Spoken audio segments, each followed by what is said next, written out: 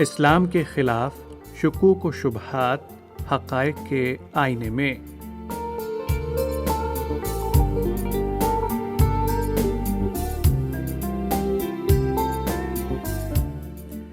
سامعین کرام، السلام علیکم ورحمۃ اللہ وبرکاتہ۔ گزشتہ تقریر میں بات یہاں تک پہنچی تھی کہ وصولی اور فروعی احکام دو چیزوں سے قابل عمل اور قابل اعتبار ہوتے ہیں۔ نمبر 1، ان کی شرطیں پوری ہو رہی ہوں۔ 2، ان کے قابل اعتبار ہونے میں کوئی رکاوٹ حائل نہ ہو۔ شریعت کے تمام وصولی اور فروعی احکام اسی بنیاد پر مبنی اور قائم ہیں۔ اب میں اس بات کو واضح کرنے کے لیے مثال دوں گا۔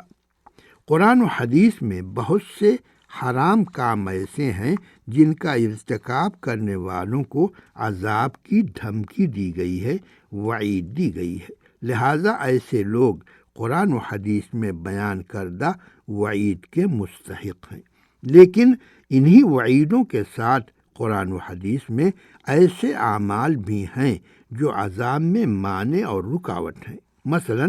ایک شخص نے کوئی قابل سزا اور قابل عقاب حرام کا کام کر ڈالا جس کے بموجب وہ سزا کا مستحق قرار پایا، لیکن اس نے توبہ کر لی یا اہل ایمان نے اس کی مغفرت کی دعا کی یا وہ مصائب اور آفات سے دوچار ہو گیا، تو یہ چیزیں اس کے گناہوں یا گناہ کا کفارہ بن گئیں اور عذاب اس سے ٹل گیا۔ حرام کام کے مرتکب کی توبہ سے اس کے حق میں سزا کی وعید قابل تنفیذ نہیں رہ جاتی، لیکن اگر اہل ایمان اللہ تعالی سے اس کی مغفرت کی دعا کریں یا اس پر مصائب و آفات کا نزول ہو جائے تو یا تو سزا اس سے ٹل جاتی ہے یا اس میں تخفیف ہو جاتی ہے۔ اس تفصیل کے بعد کسی مسلمان کو کافر، بدعتی یا فاسق قرار دینے کی نکارت کو سمجھا جا سکتا ہے، کیونکہ ایک طویل عرصے سے تکفیر، تبدیع اور تفسیق نے مسلمانوں کے اندر فتنوں اور آزمائشوں کے دروازے کھول رکھے ہیں اور ان کی وجہ سے ان میں افتراق و انتشار اور عداوت و نفرت کی فضا پیدا ہو چکی ہے۔ اہل سنت و جماعت اور سلف صالحین کے طریقے پر کاربند مسلمانوں کا فاسد عقائد رکھنے والوں اور بدعتوں پر عمل کرنے والوں کو کافر یا بدعتی قرار دینے کا جو طرز عمل رہا ہے اس کو سمجھنے کے لیے تفصیل درکار ہے، جس کا خلاصہ یہ ہے کہ تمام بدعتی ایک درجے پر نہیں ہیں، بلکہ بدعتوں کی نوعیتوں میں اختلاف کی وجہ سے اہل بدعت میں بھی درجات اور اختلافات ہیں۔ مثلا ایک مسلمان نے قولاً یا عملاً ایسے فعل کا ارتکاب کر ڈالا جو انسان کو دائرہ اسلام سے خارج کر دیتا ہے اور اس کے حق میں اس کے کافر ہو جانے کی شرطیں بھی پوری ہو گئیں، جن کی تنفیذ سے روکنے والی کوئی بھی رکاوٹ نہیں ہے۔ مثلا اس نے نہ تو اپنے اس قول یا فعل سے توبہ کی اور نہ ندامت کا اظہار کیا، تو قرآن و حدیث کی تصریحات کے مطابق یا بموجب ایسا شخص مومن باقی نہ رہا بلکہ کافر ہو گیا۔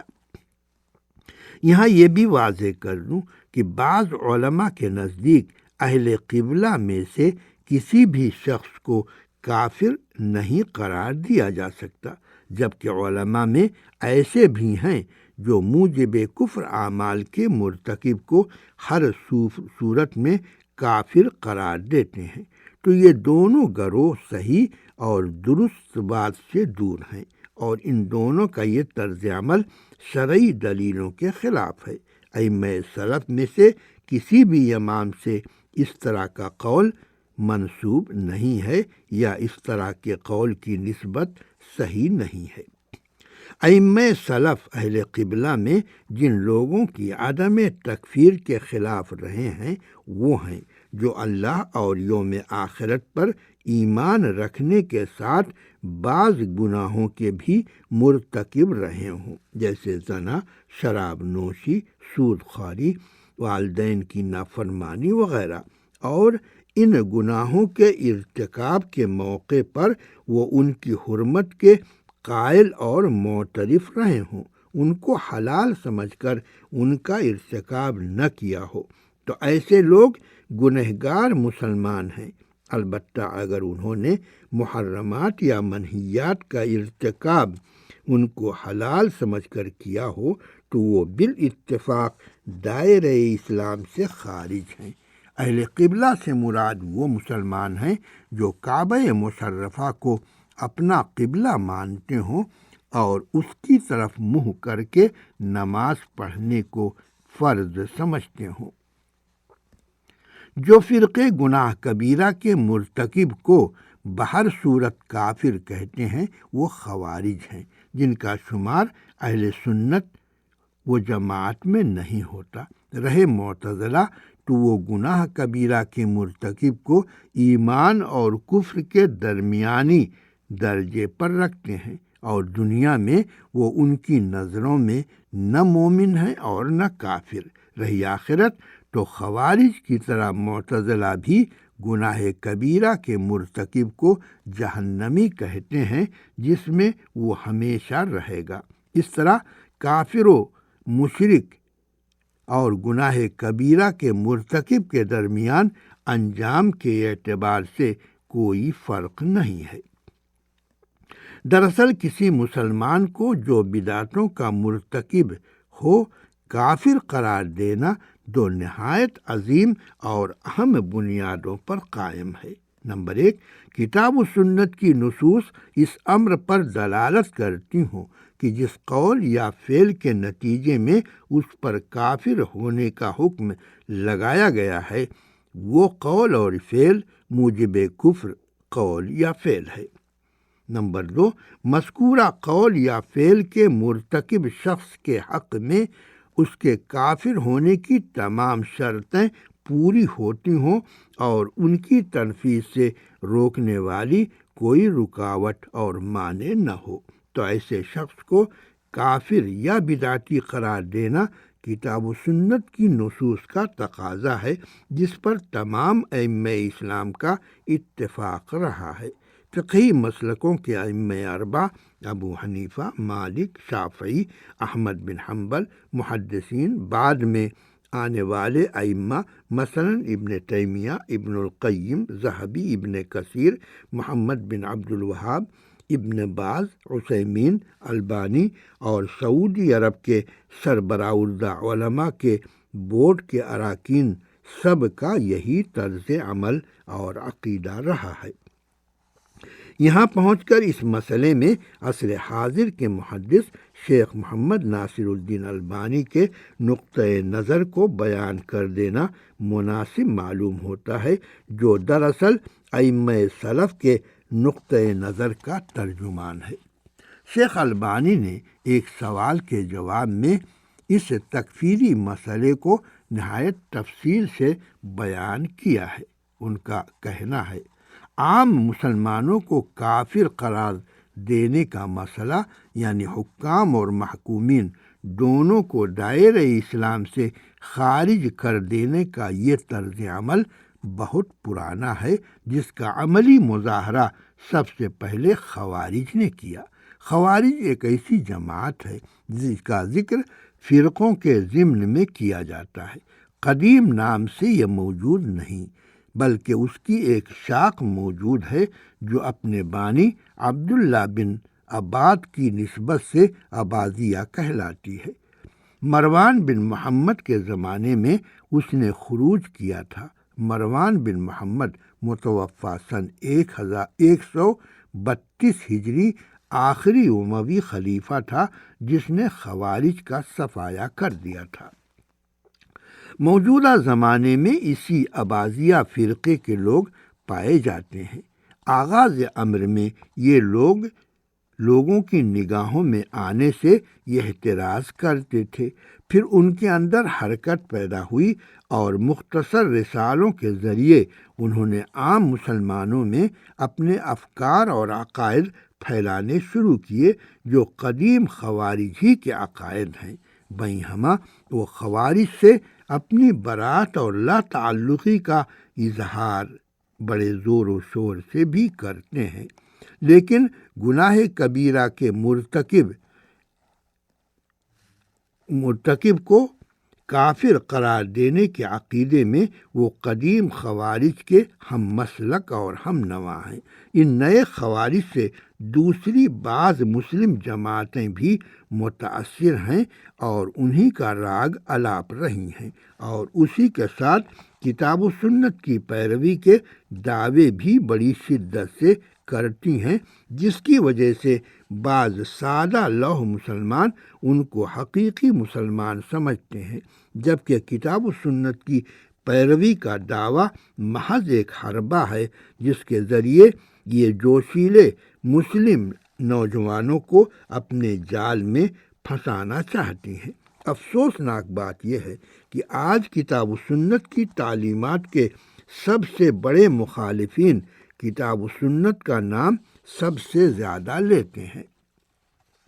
اور اسلاف کے طریقے کے سب سے زیادہ مخالفت کرنے والے اپنے آپ کو اہل سنت و جماعت کہتے ہیں۔ لہذا نام اور ٹائٹل سے دھوکہ کھانے کے بجائے ہر جماعت کی بنیادی دعوت خاص طور پر اس کے عقائد سے اس کو پہچانا جا سکتا ہے۔ شیخ البانی آگے چل کر لکھتے ہیں،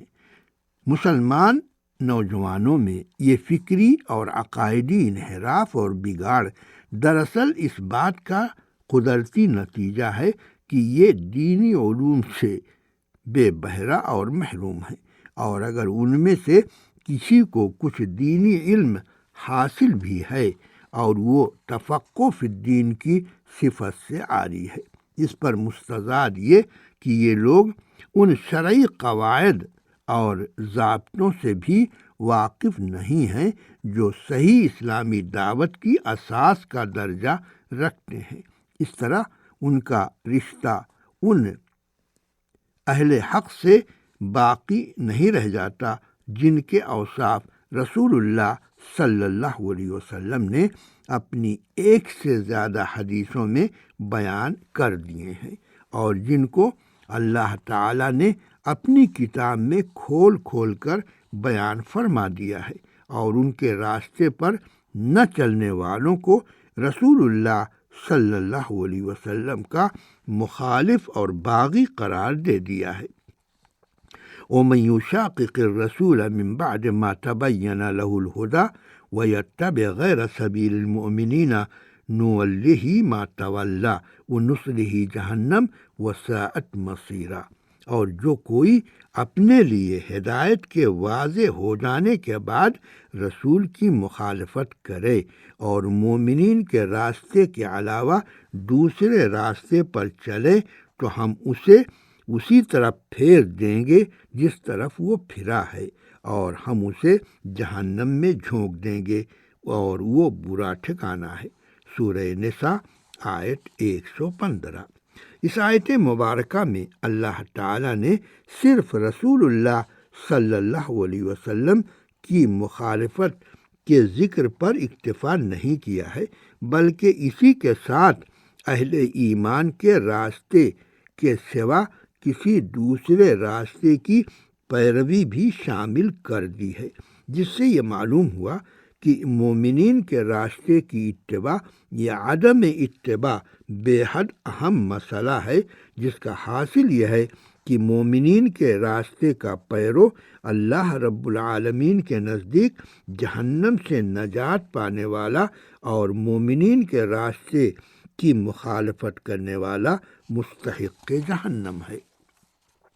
چنانچہ قدیم زمانے سے آج تک ایسی جماعتیں اور فرقے پیدا ہوتے اور بنتے آ رہے ہیں جنہوں نے صرف یہی نہیں کیا کہ اہل ایمان کے راستے کی عدم پیروی کو لازمی قرار دے لیا، بلکہ اپنی خواہش اور رائے سے قرآن و حدیث کی نصوص کی ایسی تفسیریں کرنے لگے جو ان کے غلط افکار و عقائد کے ترجمان ہیں، کتاب و سنت کی تفسیر نہیں۔ اس طرح وہ اس راہ سے ہٹ گئے یا اس راہ سے ہٹ گئے جو سلف صالحین کی راہ ہے۔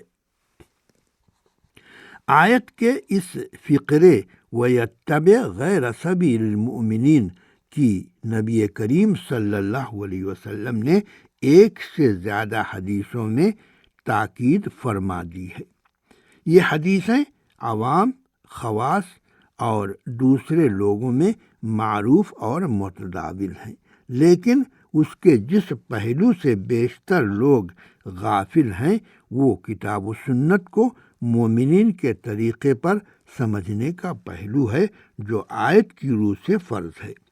جو لوگ اپنے سوا دوسرے مسلمانوں کو کافر، فاسق یا بدعتی قرار دیتے ہیں اور اپنے اس طرز عمل پر کتاب و سنت سے استدلال بھی کرتے ہیں، ان میں ذاتی طور پر بہت سے لوگ مخلص اور صالح بھی ہو سکتے ہیں، مگر اس طرح کے مواقع پر محض صلاح اور اخلاص کافی نہیں ہوتا، بلکہ اسی کے ساتھ مزید دو چیزیں بھی ضروری ہوتی ہیں۔ نمبر 1، اللہ تعالیٰ کی رضا اور خوشنودی کے لیے نیتوں میں خلوص۔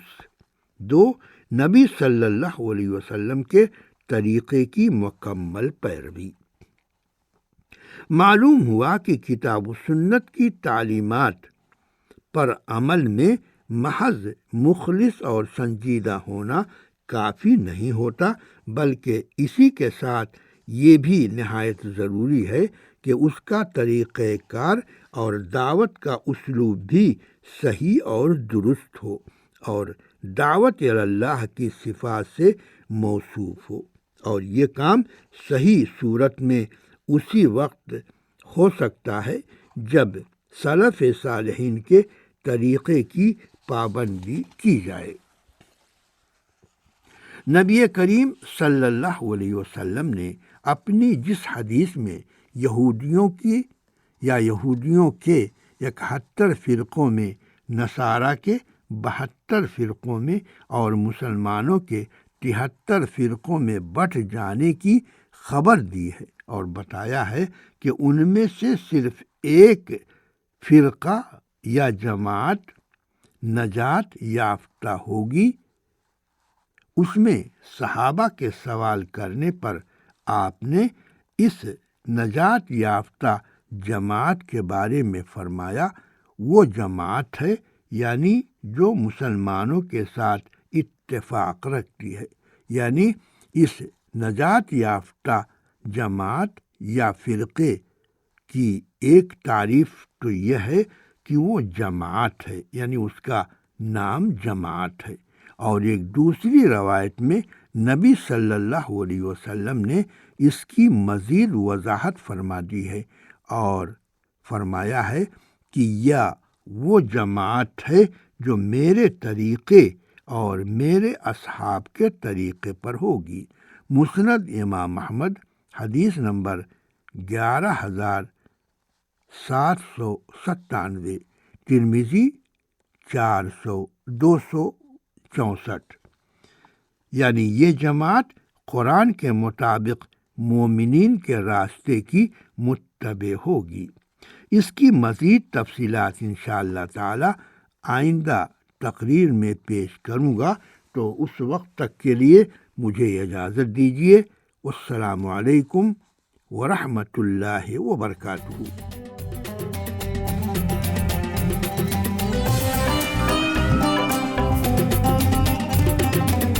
سعودی عالمی اردو نشریات